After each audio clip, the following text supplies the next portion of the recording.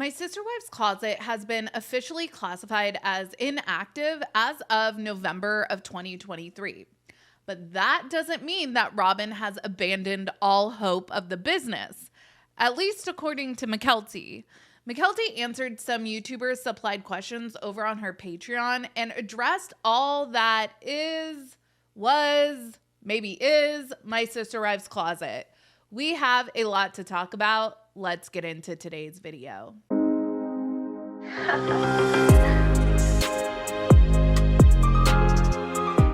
Hey everyone, what's up? It's Sarah and welcome back to my channel. My Sister Wife's Closet typically tops most people's list as one of the Brown family's biggest flops.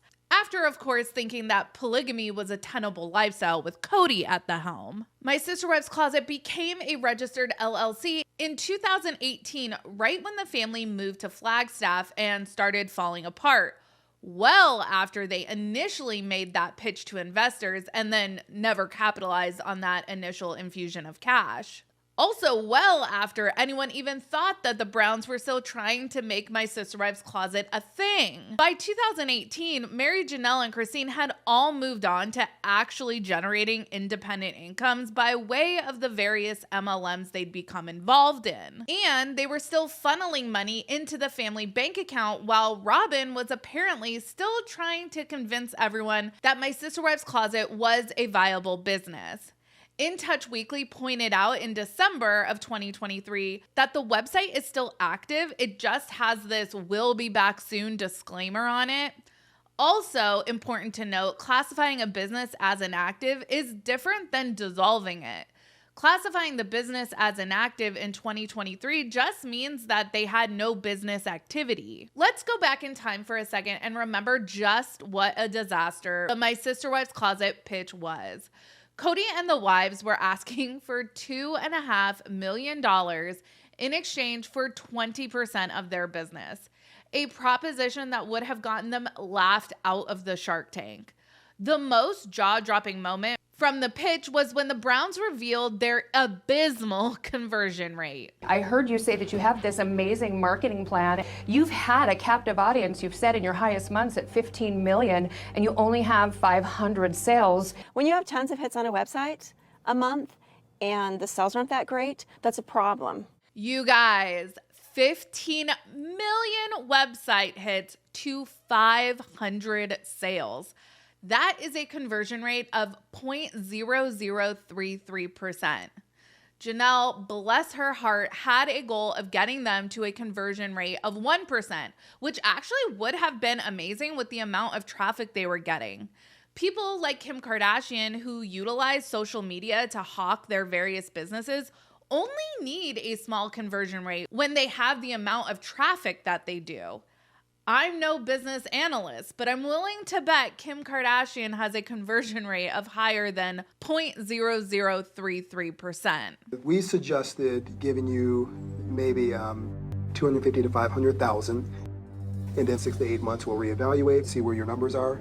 The fact that they got any money out of these investors is shocking. Mark Cuban is screaming right now.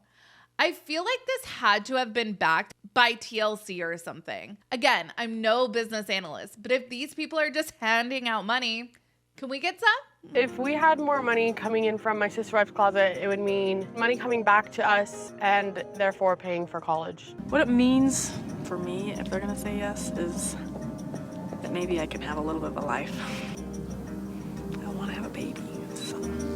Dude, the investors should have just given the family $500,000 by way of scholarships for school. That would have been a way better use of this money. And Robyn, come on, girl, get real. Maybe you could have a little bit of a life? What are you doing all day? You want another baby? You already have a nanny. What is stopping you? Robyn's theory is that the reason why they aren't getting sales is because they just don't have enough of a selection. With the investors' money, that gives them the opportunity to test that theory. Nothing like throwing good money after bad. Selection was not the issue here. The price point for the quality was the issue. And this is actually something that they talk about on Shark Tank all the time. The investors will actually put a contingency in their offers.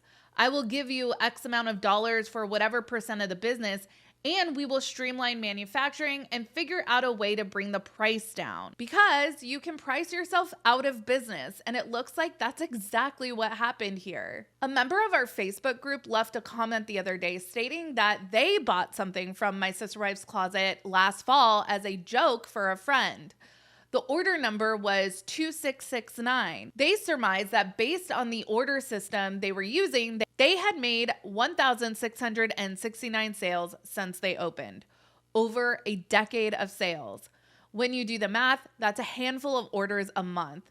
Definitely not a two-person job. So I asked her about the quality of the product, and she responded that she had it informally appraised and that she was told it was overpriced by 3 times. This Facebook member has a friend that's a jewelry appraiser, but this just made me giggle. Honestly, I can see trying to capitalize on your fame a little bit. Maybe charging a teeny bit more because it's coming from these sister wives. But you can't sell Claire's jewelry at Tiffany's prices. As someone who has a Target budget, I might spend $5 more for a necklace because it came from some reality star I follow, but I'm not going to pay $200 for a necklace that's worth $10. That's ultimately what did this business in. They didn't know their audience. Asking for people to spend their disposable income on your product is a privilege. Don't overvalue the goods you are providing. Okay, so now that we have all of the backstory, let's get to what Mykelti said on her Patreon. The YouTuber Everyday Candace asked, "Is My Sister Wife's Closet a thing?" Mykelti answered that her dad and the wives wanted My Sister Wife's Closet to be fashion accessories, meaning jewelry, handbags, purses, sunglasses. They wanted the products to be created and designed by them. Mykelti says that all of the jewelry was designed by one of the moms or Cody. And when they started doing handbags, that was outsourced to wholesale manufacturers.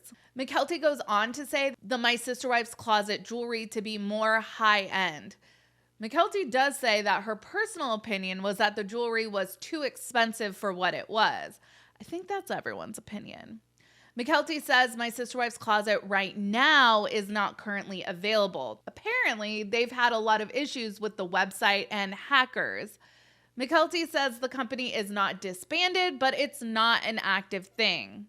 She goes on to say that in Vegas, Mary's house housed a lot of the inventory, and then in Flagstaff, they split the inventory between Mary and Robyn's houses.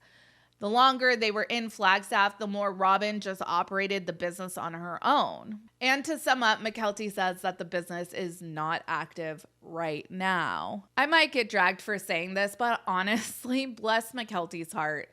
Cody and Robyn have really put her in a no-win situation with trying to not make them look like idiots. And it's a valiant effort on Mykelti's part. I do wonder if Robyn will try to resurrect My Sister Wife's Closet now that the OG3 have taken their money out of the family pot. Robyn also probably isn't looking to have any more kids.